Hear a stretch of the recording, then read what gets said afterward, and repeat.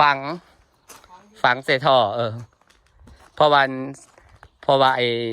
โซลาร์เซลล์มันเห็นเด้อันแรกที่เขาซื้อนะได้ปีเดียวหนึ่งได้ลื้อเบิดเลยตายเบิดเลยพวกโซลาร์เซลล์จะเป็นเสาอันนั้นนะที่เขาต่อหุงตะกอนนะตายเบิดแล้วก็เลยเปลี่ยนที่ก็เลยบอกใส่โซลาร์เซลล์เดียวกันได้มาซื้อใหม่อีกอันนี้ไฟบ้านได้นะมันบริพอเปลืองหลอดไฟนะใส่ไฟอยู่เนี่ยขับมากระใต้เฮาฝังใส่ท่อดิใส่ท่อฝังเบิดลายเติบอยู่ได้พอท่อกับเบิดเป็นท่อไรซิบแล้วต่อผู้ฮอดหน้าบ้านผู้เบิดลายน้ำท่อกล้องแม่นก็หอบเพื่อนหอบเบิดผลมาเล่นนำพี่น้องอันนี้ฮักกระเปียนเมื่อวานนี่ต้นไม้นะมาหานั่งเล่นสมสวยโอ้ดิท่าซีเจ๊อากาศแบบร่มรื่นเนาะแบบว่าจากที่แดดจะเย็นสบายต้นไม้มันกำลังใหญ่ดอกม่วงปีนี้จำสิกินดกงูอยู่เลยนะปลูกปีเดียวก็ได้กินเนาะสบายสมัยสมบูรณ์ปลูกปีเดียวก็ได้กินอันนี้นะฮักกระเปียนเมื่อวานนี่นะคะอันนี้กระเปียนใหม่ต้นไม้ปลูกต้นอันนั้นได้ลิ้นมังกรแล้วมัน2 ปีแล้วมันเริ่มยุบเริ่มอย่างนั้นมันเปื่อยมันบ่งามยังคือมาปลูกข่าอยู่นี่จุ่มละ100ซาสั่งมาแต่ไทยดอกมันต้นสูงๆเหมือนบ่ก็ได้เฮือนบ่ได้เฮือนอำมาลากันนี่โอ้บ้านมันสูงก็ตัดทิ่มงามจากต้มไก่แล้วก็มาตัดเอาข่าอยู่นี่โคโรเมนพุ่นข่าอยู่พูอันนี้ดอกไม้มันจะคือต้นข่าแล้วดอกไม้หากระปุกหมู่บ้านนี่ดอกไม้ยังวะอันเด้ต้นดอกไม้ย่างนางว่าสิตอนเนี่ยมันสูงโพดเลยเฮ้ยตัวผู้แห้งลายตัวรองหันนี่เตียงหันบ่ได้สิเปลี่ยนหัวมันหันแน่ๆหัวนี้หันมันเป็นเจียวหันเขาหันบ่ได้เขาบอกมันแน่นนะคิดตมก็โอเคเปลี่ยนหัวต้นเขาบ่น้ำพุอันเด้ตอนจูบหน้าใหม่น้องก็เอาอันนี้ได้แห้งกระจูบได้เด้เดี๋ยวครับเปลี่ยนหัวจูบได้เด้เอาถอดซบเขา2,400ไปเลยเฮ้ยกับมันหักมันแห้งได้มันเขาเอิ้นได้จุ่มคือกันแม่นของแต่ของบ่มีมันสิน้อยกว่านี้บ่มีก็ซื้อ 2,000 คือกันนี่สั่งมาแต่ไทยค่อยอยากนะแห้งใส่ไก่ต้องใส่ดิใส่น้อยอันนี้มันใหญ่โพดใหญ่มันสิเป่งน้ำออกน้องเขาใหญ่เด้นะครับเปิดแม่นเป่งข้อใส่ไก่บ่พอดอกมันมีใส่น้อยอยู่มันมีน้อยมันมีน้อยสับของเบาหมีน่ะแล้วก็สับของเบาหมีมันสิใหญ่โพดว่าใส่ยังใหญ่อยู่เนาะต้องเอามันออกระยะลายเมตรเลยต้องเอาน้อยก็หั่นต้องเอาน้อยโอเคค่ะเพราะว่านางเปลี่ยนหัวตอนนางจูบน้ำเด้หาเลาะเบิ่งสวนก็เด้อ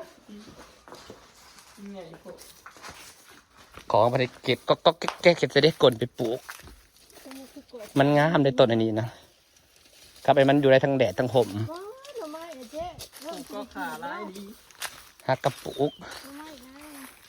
ไม่ฮักก็ได้ปี2 ปีปลายมันฮักก็เริ่มขึ้นเด้อฮักก็เริ่มขึ้นปีหน้าพอแล้วจังจะได้เก็บเอามันห่มปลูกจักปีละก่อนนี่ปีปลาย2 ปีหมด2 ปีสมังหน่อไม้ฮักกระปลูกไหนหน่อไม้มันฮักกระคำหนาพ้นได้หนาเดียวหนึ่งไหนปลูกหนาแรงปีที่แล้วยังเป็นออกหน่อบ่ได้ฮักกระคำหนาฝนปีเดียว1ปีหน้าเราได้เก็บขายได้ปีหน้าที่เก็บกินเก็บขายได้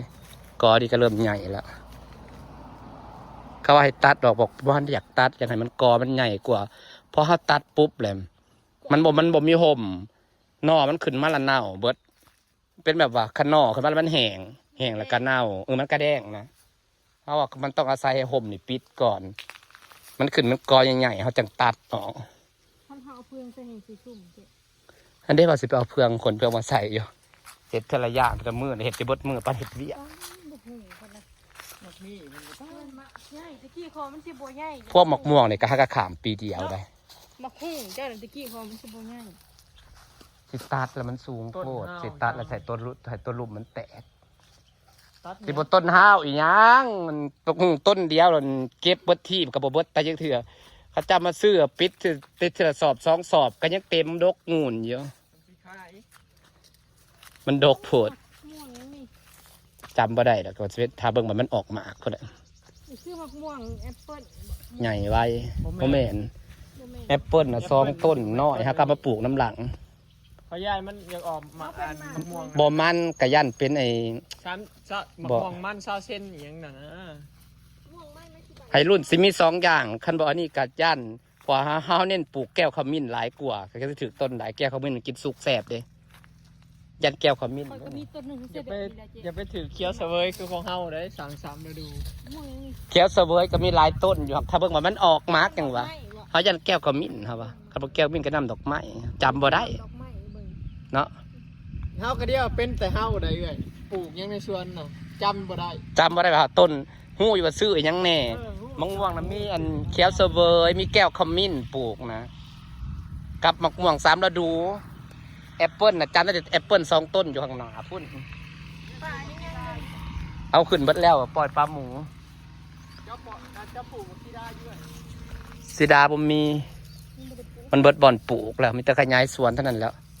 มันบ่มีบ่อนลงเลยต้นไม้นั้น มะพร้าวน้ำหอมบ่ แม่นเบิดมะพร้าวน้ำหอมเบิดนั่นแหละแต่มุมนั่นน่ะมันแบบยามฝนเลยน้ำมันแซ่อะไรแบบว่า พื้นดินนั้นเป็นดินอมน้ำนะมันเลยใหญ่ซ่าพวกนี้มันใหญ่ไว้กว่าปลูกพร้อมกันได้อันนี้น่ะใหญ่ไว้หักร่วงเริ่มลง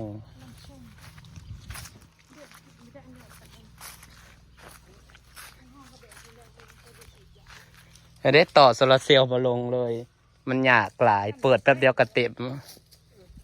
โคตรจะสั่งกินโคตร บริถาโดนพร้อม แถมบ่เปลืองไฟพอ แมนเปิดไว้เต็มอ่างสมือได้ก่อนค่ เฮาว่าพ่อแลนระบบใส่โซลาร์เซลล์เพื่อนพุ่นเลย กว้างๆบ่แม่น70 เมตรบ่เจ๊ ำเพื่อนจะนะดินเพื่อนจะนะ8 จะ 7 จะ8เลยแหละประมาณนี้แหละความเลิกกับเหยียบร้อย ข้างหลังยังแมนอีกได้คันมีเงินนะยังอยากขยายอยู่นะ แม่นบ่ดินจัง ข้างหลังก็แมนเปลี่ยนกับอาย เพราะว่าดินไอ้ต่อไปที่เป็นเท้าหัวดินนาน่ะหลอกแรกก็เป็นดินสันวันนี้แหละ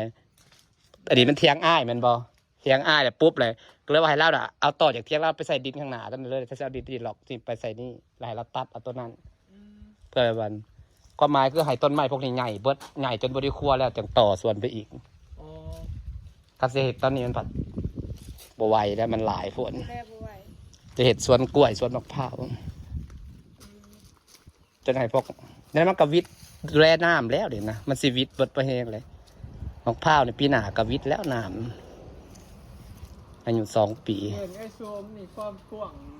ซ้ำก็ของเจ้าก ลัว เรากว้าง ความกลัว บ่บ่ ต้องขอยความกว้างได้บ่หา10 เมตร เกือบกลัวโดนหลายเติบไปแล้วของเจ้าเป็นอยู่ประมาณนี้ป่ะ เอามาปลูกเอียงใส่มันคือบ่กว้าง แมน มันกว้างเลย ประมาณ80 เมตรถูกป่ะก็100ประมาณนี้มันกันขีดกันเปลี่ยนนะจากหัวนะมาเนาะประมาณนี้ก็กว้างกว้างกว่าของอำมาลาอยู่เนาะหน่อยหนึ่งเหมือนป่ะกว้างกว่าของอำมาลาหน่อยหนึ่ง เขายาว อำมาลาได้ยาว เขาเลยความยาว ไหวอำมาลาที่คลองใส่ไก่โคบารยากับคุ้งนะสิประมาณนี้ของอำมาลาครึ่งต่อครึ่งแล้ว ประมาณนี้แถวนี้แหละเอ้ย แม่นะ แต่แถวนี้แหละ เกือบ2 ตอนจ้ะ มันบางต้นไม้อย่างนี้มันจะคือบ่กว้าง แม่นมันลายผักพร้อมเห็ดเป็นลายผักบ๊ายบายจังมือสิไปเล่นตูบแล้วอย่าสิไปเล่นเด้อตูบแล้วจังบอกสิไปเล่นไปฉลองตูบใหม่โอเคเขาถามมาบัดเดียวเพราะถามมาตรงของอำมาลาพร้อมเพิ่นกำลังเมื่อจ้าพี่น้องจ้าสิฝากบรรยากาศไว้สำนีนะคะสวัสดีเด้อจ้า